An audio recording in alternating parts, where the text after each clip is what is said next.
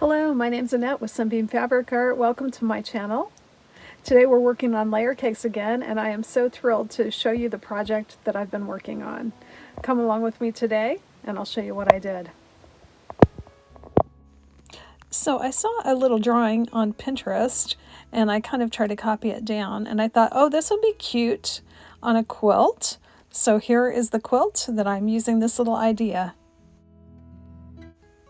Now originally I was just going to use this one single layer cake. It's Island Batiks, and they're just beautiful. I just love them. There's 42 in the package, so 6x7 quilt size is going to work perfectly with a layer cake. However, I was looking around and I also found another Island Batik layer cake in white, and I thought to myself, okay, I can use this white, match it up with the colors, and double my quilts. So I will have two quilts instead of one. So the first thing I did was also pull out some scraps that I thought would match this Island Batik, and just a few. I really don't need a lot. I just want to make some leaves. My idea is that I'm going to put a white fabric with a dark fabric and make a semicircle cut and then patch those two together to make a quilt block. In the color pack there were two of each color, so I stacked up two whites, two of a color, two whites, and two of another color to make a stack 8 thick. Once I had 8 in the stack, I cut a curved line.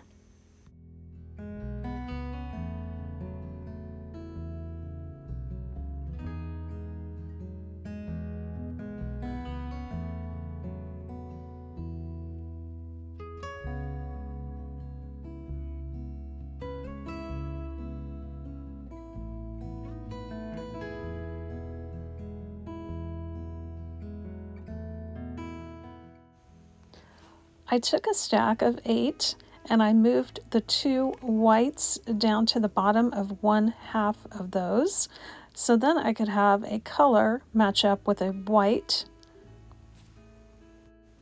Next, I just placed the two pieces together and I sewed along the curved line.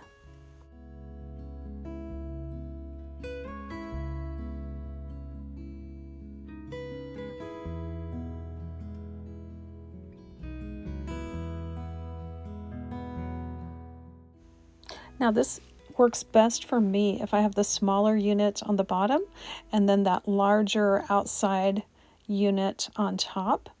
It feels weird at first because you're kind of going backwards.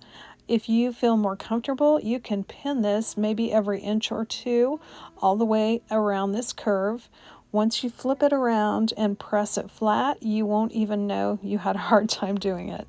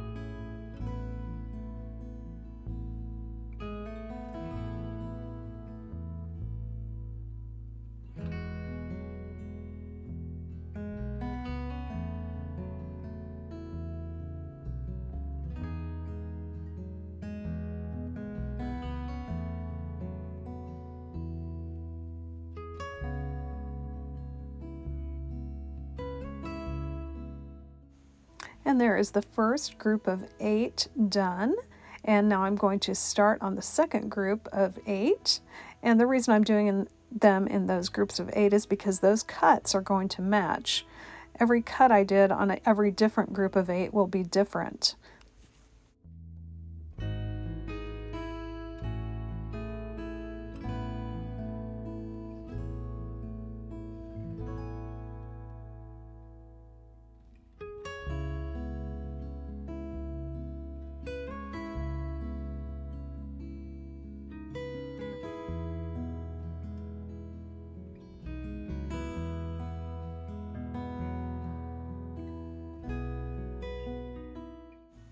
I'm going to continue stitching these blocks back together until all 84 blocks are completed.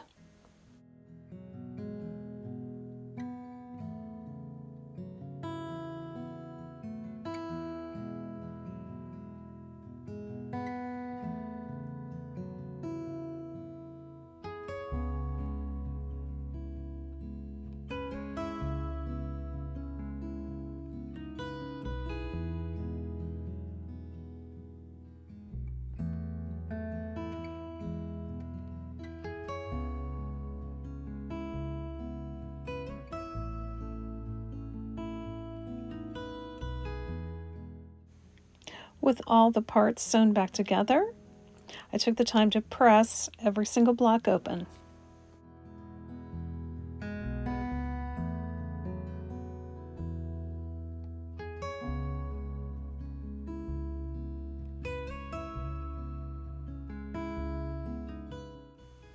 Now I wanted to make a test block to see how my little leaves would work out, so I did go ahead and trim a few of these blocks to 9 1/4 inches. Later on you'll see I changed my mind. A couple of them were just a little too wonky to do 9 1/4, so I ended up trimming all these blocks down to 9 inches.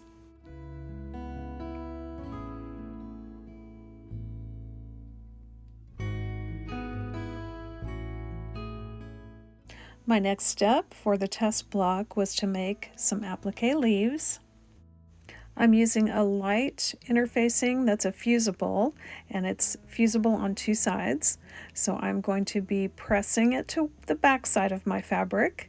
Then I'm going to be cutting out my shapes, peeling off the paper, and then fusing it to my block. So this batik scrap obviously has no wrong side. Batiks don't have a right or wrong side most of the time. So I am going to go ahead and press my fusible to this little scrap of batik.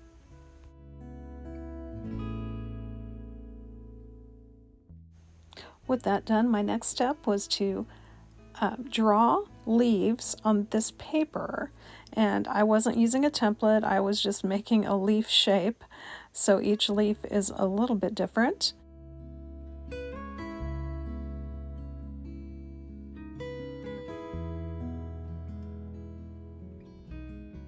Then I cut the leaves out with scissors, then I peeled off the paper and pressed them to my block. When you peel the paper off of that fusible, you will see a little bit of a shine, and that is the glue left behind. And once you press that, make sure you press the glue side to the fabric.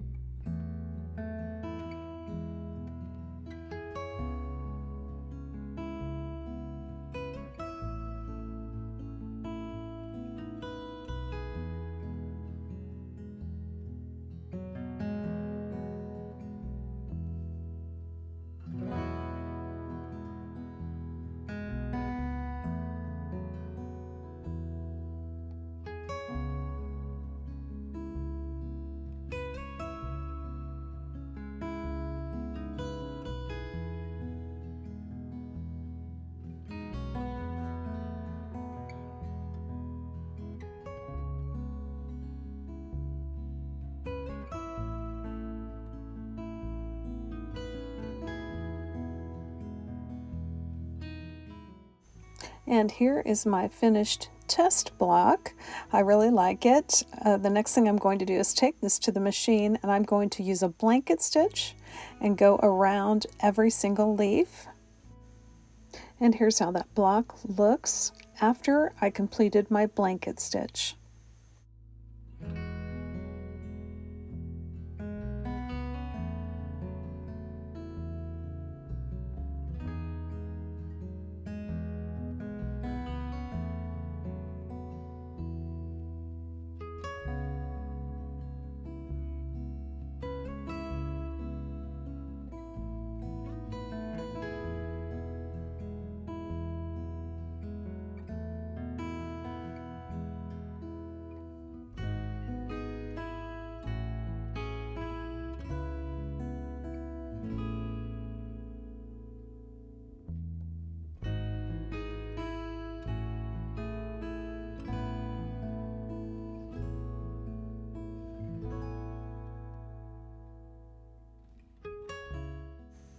I ended up making over 200 of these little leaves.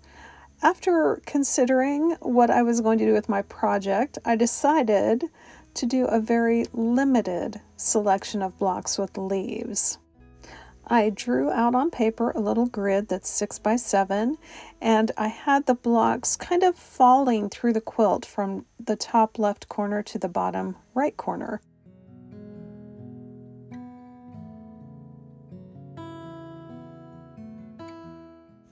Now I split all these blocks into two groups, ones with the color on the outside and ones with the white on the outside.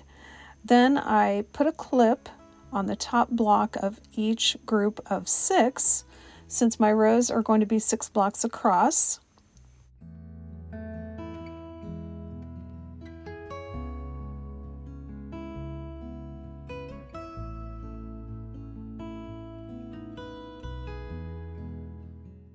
Next, using that grid that I drew, I picked out the blocks and ironed on the leaves according to the pattern.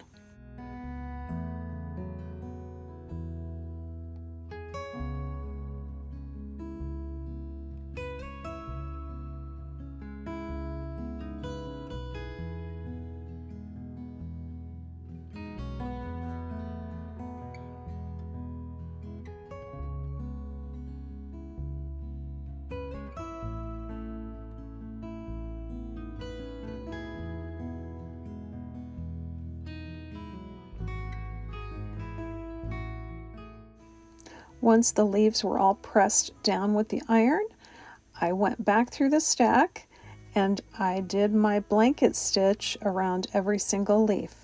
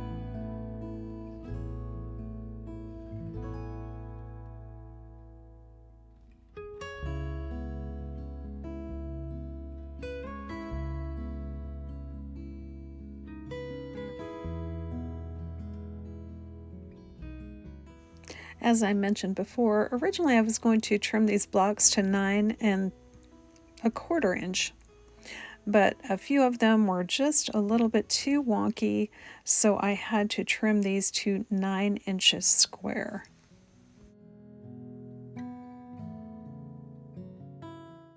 As I'm trimming these, every once in a while you're going to see a clip up above my ruler.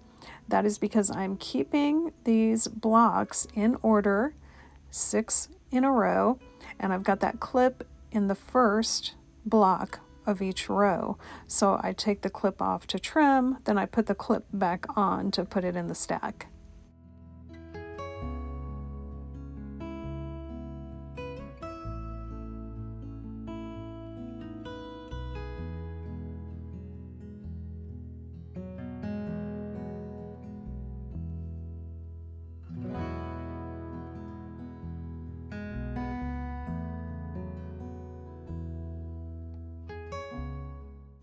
Well, I've got the blocks for both of these quilt tops in a stack, and I'm ready to start sewing blocks together. I was trying to decide if I was going to turn these different ways. I decided on both of these quilts I was going to turn these blocks all the same way, with the this quilt the darker in the top left, and when I get around to the other quilt it'll be the light in the top left.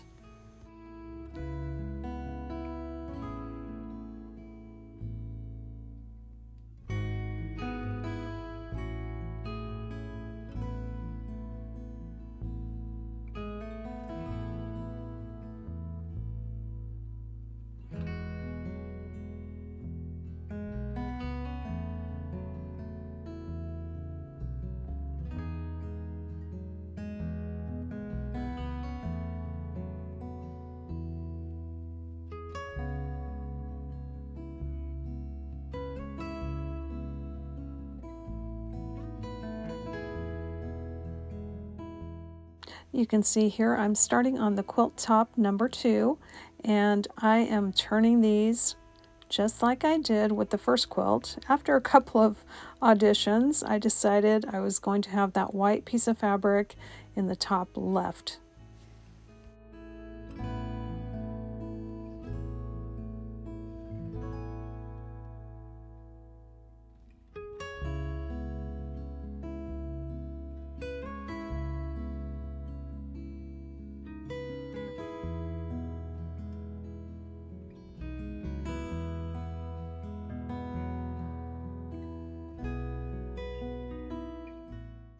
Once I had sewn all blocks to another block, I separated these blocks and I made sure and kept them in the exact same order that I stitched them. Now I'll leave a link to that Blade Saver product that I'm using in my description. I made sure and kept my seams all on the right hand side, so this is going to be a lot easier for me to sew these rows together. I'm going to need 3 pairs for each row. So I'm starting here with block 1 and block 2 from row 1. Then I'm adding block 3 and block 4, and I'm just flipping them over like a book, and I'm going to stitch that seam. Then you're going to see I'm going to be able to just flip block 4 around while the unit is still under the needle and add on block 5 and block 6 to complete my row.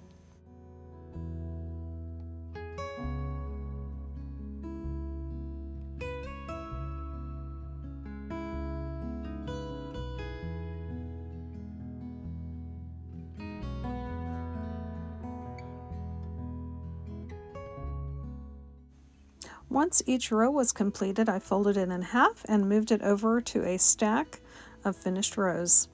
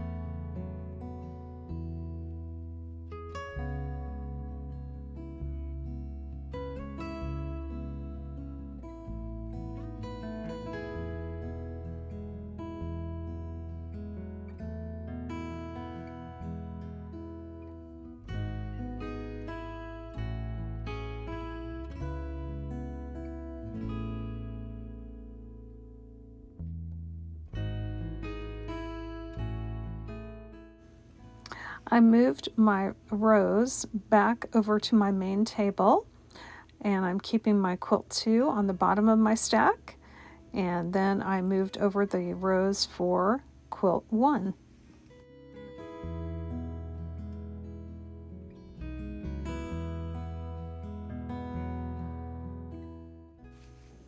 Now it is time to finish up this quilt by stitching rows together.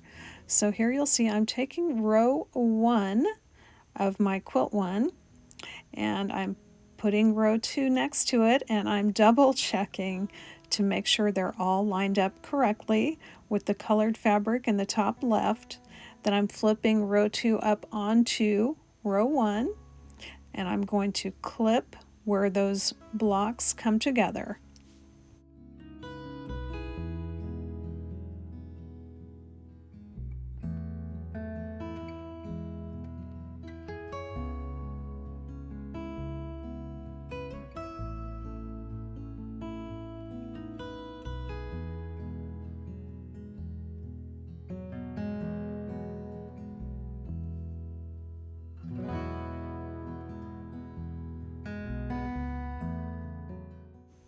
Here you can see I clipped in the wrong spot. There's a big gap. I was like, what happened here? But it was easy to fix. I just had clipped it on the wrong seam, not on the seam between the blocks. So I fixed it and moved on.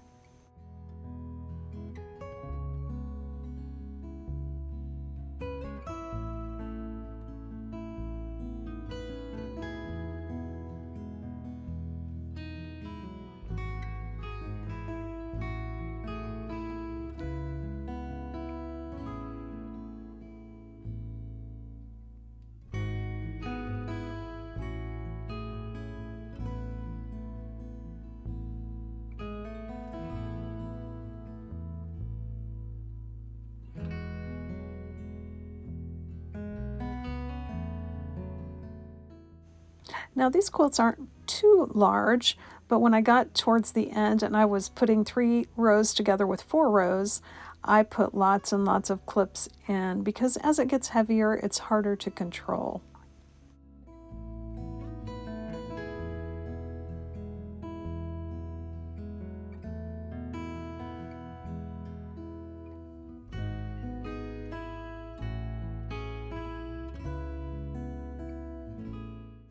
And here, as I'm finishing up quilt 2, you can see all those extra clips I'm putting in because this quilt top is getting heavier and heavier.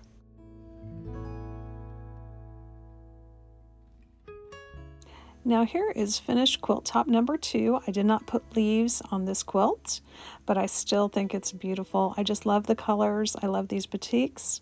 Here is the quilt top number 1 with the leaves, and I did manage to keep them according to my plan I had drawn out.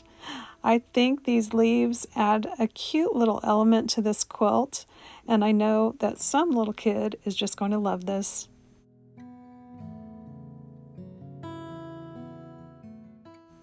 If you're enjoying my channel, I invite you to subscribe if you want to.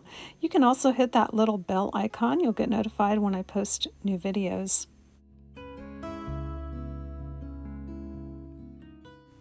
Thanks so much for joining me today, and I hope to see you back again real soon.